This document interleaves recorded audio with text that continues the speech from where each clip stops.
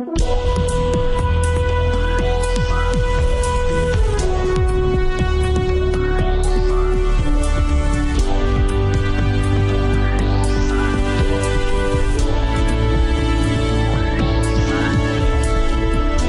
to Real Money Talks, how to make money, manage money, and invest money. Your Real Money Talks host, Laurel Langmeyer, gets straight to the point about what it actually takes to make money and build lasting wealth in today's changing economic climate. If you're ready to get the financial results you've always dreamed of, keep listening. Real Money Talks is the right place for you. And now here's your host, Laurel Langmeyer. Hi, this is Laurel Langmeyer, and welcome back to Real Money Talks. Excited to be here today, and we have an amazing conversation we're going to be having with you. So, a lot of times when you want to make money, you need the strategies, the tactics, the business plans. And what I find is so many people leave their business plan behind and just, on a hope and a prayer, maybe the business will get going. So today we're going to talk about how your vision for your business helps create your strategy and how the daily tactics fulfill the strategy. So we're going to go about this from several places, and I have an extraordinary program.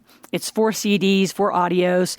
They're up on an online portal, and a complete workbook that goes along with this conversation we're going to be having. So if you want to get that, it's normally $199.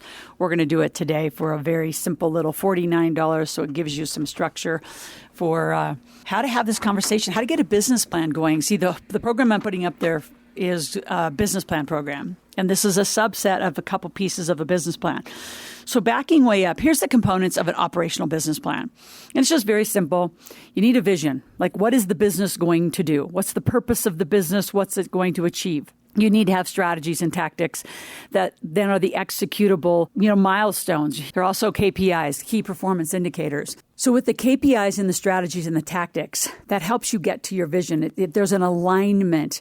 I call it a cascading. A business plan cascades from this is what you want, this is the result, the vision, the goal of the company. And then the strategies and tactics are the quarterly, the weekly, the daily goals, and the tactics, what I call them, the things that have to get done that are going to cause the strategy to get done, and the strategy will cause the vision to get done. So if you think about that in a cascade format, we're going to fill that in today. The other components of a business plan, they're absolutely essential, is your accounting and cash flow management and what you're going to do for cash flow and accounting. What are you going to do for technology? What are you going to do in marketing and sales and fulfillment and operations? The backside of that and side by side, all of that is customer service. And how's your management going to look? Who's going to do what? The personnel and the leadership of the organization. So we're not going to look at the whole business plan today, although I'm giving you an opportunity to, look at it and go through it. I want to just carve into that strategy and tactics that align to a vision. Now, the one thing I'm going to give you is on asklaurel.com. There's a gift section. If you put in the /podcast gifts, you can go get the cascading model that I'm talking about. So there's a grid that I want you to be looking at so you can see that the vision is strategic to, say, certain levels of strategies. And the strategies I'm going to work with you today is maybe you pick 4 strategies for a company. And then underneath the strategies are the tactics, which are the daily activities, the weekly activities, the monthly activities that need to get done to assure that the strategy gets met. So if you think about that from a visual perspective, first let's start with the vision. Like, what is your company doing? My company is changing the conversation about money. We're moving the conversation to the entrepreneurial, higher income earner, tax strategies, wealth builders, set yourself up financially, know where you are, be confident, be knowledgeable. That's the conversation I want people to be able to have and command in their life. Not I'm going to go make money over here and keep my head down at my job while I maximize my 401k, and I really don't know what that's invested in, but that'll be taken care of. And then I'm going to put my money in some, mutual fund or bond and hope that, it all compounds properly and it all works out. And I can guarantee you that plan not only has never worked out, it won't work out for you. So all that being said, the vision is something that inside of it, and I use the principle from Built to Last. I love the Built to Last book that Jim Collins wrote. And inside of a vision of a company, and Built to Last is about visionary companies. It's extraordinary, old book, decades old, but brilliantly written about visionary companies. And there's 4 things that visionary companies have. They have a purpose. Like, why do they exist? Right? So we exist to change the conversation about money. Now, will my purpose get done in my lifetime? Probably not. It's an enormous, mission way beyond myself. And we have educational problems that support that. We've got political problems that support it. There's just a lot of dynamics to changing a conversation in the world. Then in addition to a purpose, which you can give some thought to what yours would be, you have a mission. So then the mission is what I call big, hairy, audacious goals. So missions happen kind of within the year. And again, there's a lot of vernacular that's out in the world with different, you need to have a mission statement for your business. That Tony Robbins speaks of that. Several others speak of, the company's mission. I actually like the Jim Collins model much better because it breaks it into really, really identifiable chunks. So from the vision, you have a purpose. From the purpose, you have missions. So missions are big, hairy, audacious goals. I love that. So they're annual. So what are the big, hairy, audacious goals that your company is going to be up to this year? It could be putting in some new technology. It could be putting in a new office. It could be like we're launching our Live Out Loud Academy. We've launched this podcast. Massive initiatives. We're taking the company through an equity crowdfunding portal. So there's a lot of just really interesting, big, hairy, audacious goals that we set ourselves up to do on a regular basis every year. And then set within that is the description. It's a narrative description of what's it going to be like, feel like, breathe like when you arrive. So ours obviously is a very entrepreneurial company. We have very few employees. Most of the people that are on our Live Out Loud team, we have company-to-company relationships. Much more difficult to manage, different, but it's not a typical corporate structure. That's something I never wanted. It's not who I am. It's not what I believe in. The way we do healthcare, the way we do health benefits, the way we do everything is entrepreneurial wealth building and just a very forward-thinking, different way to do it. So that's the description. What's it going to look like and feel like? What's our customers going to, experience? One of our other big, hairy, audacious goals is to consistently make millionaires, to consistently have, teenage financial literacy, and then having the measurements of those. And I'm using my company as an example. I'm very transparent about what we do here. But also to give you an example of what you need to be doing. So you need to be crafting that vision. What's the purpose of your company? What's the missions, the big, hairy, audacious goals? What's the descriptive narrative when you arrive? And then the fourth, but not least by any stretch of the imagination, is your values, right? What are the values of the company that you command? And one of the things I want to speak to just very quickly around values is I think too many people separate your life. And it just drives me crazy. Every book I write, I say, you don't have 2 lives. You don't have a personal life and a professional life. You have a life. So when people do values work, you're going to find, if you go out and look at it and you Google it and Bing it or look around, is that you'll find a segregation of personal values versus business values. And I think you, the entrepreneur, the owner, you can't divide yourself. So, spirituality, health, integrity, community are huge, huge values for me. And that's what we do at Live Out Loud. You say, well, how do you bring spirituality in? Well, because we manifest. We believe in the law of attraction, like I just said in The Secret. We believe that what you give energy to and attention to and right strategy to, which is the action of it, you'll get what you want. So it's a way of thinking and believing, and it's a mindset. So all that being said, this chapter carved out by itself is just so beneficial for so many entrepreneurs to get clear why you exist. What's your business doing? And if you're listening to Real Money Talks here at our podcast, and you're an employee, that's fine. I just want to encourage you over the next, month, 2 months, 3 months, no longer than a year, to think about the hobby, the thing you do that you could generate and have another business. Like you move that hobby into a business. The tax benefits, the tax strategies, what you could do with your life are completely different. So the best way I think to live if you're going to be an employee is have a side business, you, your family, you and your children, however you want to do it, and make it fun. Like I have families who have a very, formal marketing business, for example, and the girls all play soccer. So they have an active kids living site where they, have endorse different, soccer equipment, ski equipment, and just, because it's set up as a formal structured business, there's all sorts of tax incentives and equipment that they get tax deductible.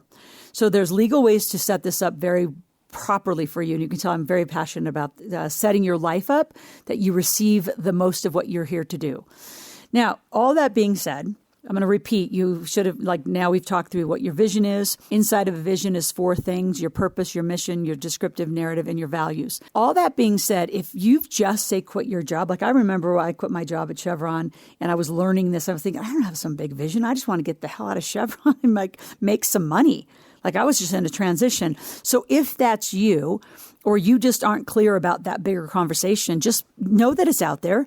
Put it over on the side. Know that you'll get back to it when it comes to you. You don't have to have all of that to run a company.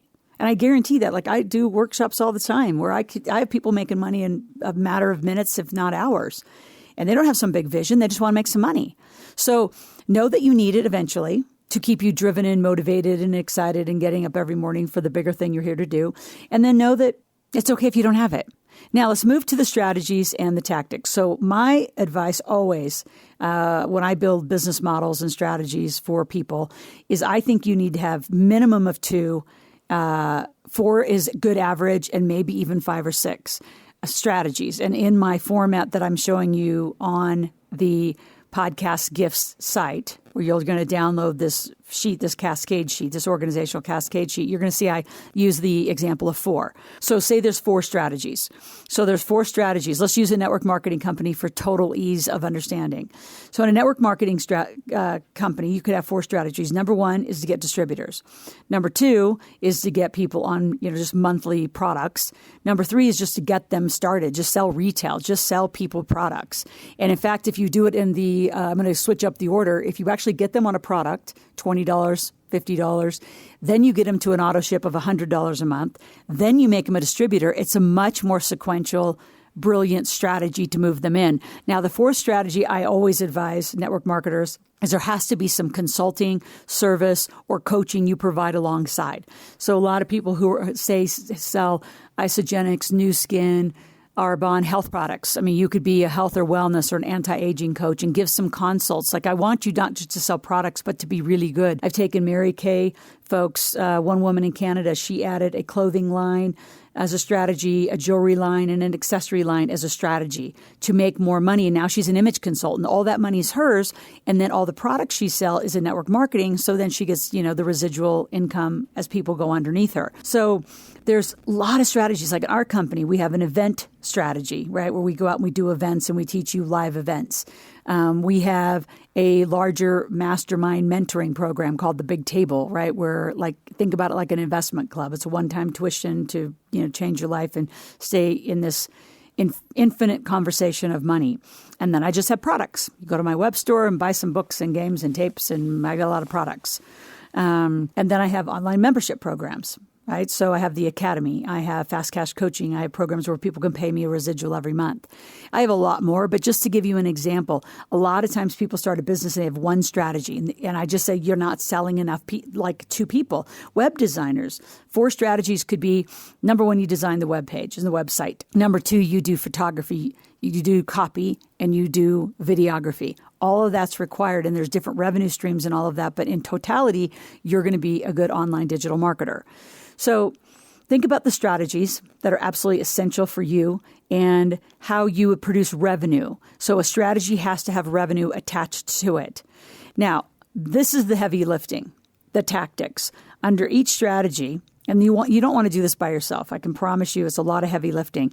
You want to get your team, some operations, some marketing. If you don't have a team, go to AskLaurel.com and say, hey, I'm building my business operational plan. I need a team. I need somebody to talk to. Believe me, we have thousands and thousands of people. We have mastermind groups and calls going all the time that you can just jump into those conversations and see who's having conversations and have them help you and invite people to come and help you that have some experience. So in Vision, you have this vision with your 4 steps of a vision. You have strategies, which are listed horizontally. And then below each strategy, you list tactics. So tactics is everything that it takes that you can think of to get it done. Is there a marketing component? Is there a sales component? How will it be sold? Then how will it be fulfilled? How will the technology, we are big Infusionsoft hinged QuickBook users. So between our, integrated system. We can put a client in, follow them through on fulfillment, see what's going on in accounting, if there's any accounts receivable, right? So we want to follow that all through. You want to look at the technology that's going to support it. You want to look at the personnel that's going to be required to manage that strategy, and do your best to detail everything possible. And the way I want you looking at is when all of this occurs, that strategy will be successful. When all of this occurs, and it's a list of ongoing tactics, and you can use all sorts of project management tools. A lot of people are just using Google Docs and Google Drives. I've seen tons of multi-million-dollar companies run just with Google Docs and different kind of formations like that. So tactics is some heavy lifting, so you may want to tackle one a day. I truly believe the way that I've structured this operational business plan process, you can be done in 4 hours if you're clear. If you're not clear, what I want you to do is just go through it all in 4 hours, really give yourself a time limit, then red ink the places you've got to come back to and fill in when you have either a different level of energy, a different group of people around you to really look at it and know about it and modify it. So that should help you a lot. And what I find is so critical about the tactics is because you could be busy all day. I was just talking to a client the other day. It drives me crazy because all she likes to do is produce product. She likes to produce her transformational books, her transformational webinars. And I said, here's the problem. You're producing products and programs that no one has paid you for. So even if you're 10% off on that copy, it's a big problem. So I want you to go pre-sell your ideas and then ask the very people who bought from you what they'd want in that product. So I'll give you an example of my Yes Energy book. I got contracted to do the book. I immediately sent out emails to thousands of my students and said, hey, I'm going to write this book. It says, the theme of it is say yes and figure out how. What would you like me to write about? And then thousands of responses come in. I put a chapter outline together and I said, so would this be something interesting that you would buy if I put this together into a book? And there were a lot of feedback. And then from there, I modified again. So I literally let a group, call it a focus group of my students, do this with me. Hence, I sold 55,000 Yes Energy books before we even launched. So there's a way to launch rich in all these strategies. So your tactics cannot be produce without revenue. So this whole game of running a business is to make money, and I'm going to expect you to spend it properly. So in future podcasts, we're going to be talking about spending and how do you spend money and what's the pattern and the sequence of spending money and how do you spend for success. So again, you've been listening to Laura Langmeyer. This is my Real Money Talks podcast. Anytime you have a question, go over to asklaurel.com. Ask any question, give me your name, phone number, email, a time that's going to be great to reach you. You can say, I want to, be reached on text, on Skype. Maybe you want to do a little Facebook Messenger. That's a little more difficult because I want you to get to a teammate immediately. So if you ask it right there on Ask Laurel, that would be great. We'll follow up and get you a meeting. And then always go over to the asklaurel.com/podcast gifts. So even if there's not a gift in every podcast, like today, there's going to be a cascading organization chart. There might be a small offer. There's other things from past podcasts that I want you to stay interested in this conversation. You can always go back and re-listen to them. And please share them with your friends. I will be back on Real Money Talks soon. This is Laurel signing off.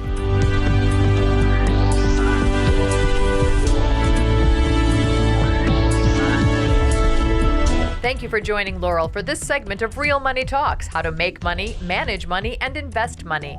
To continue this new conversation and to find free resources to support your wealth creation, visit asklaurel.com/podcast gifts. That's ASKLORAL.com/podcast gifts.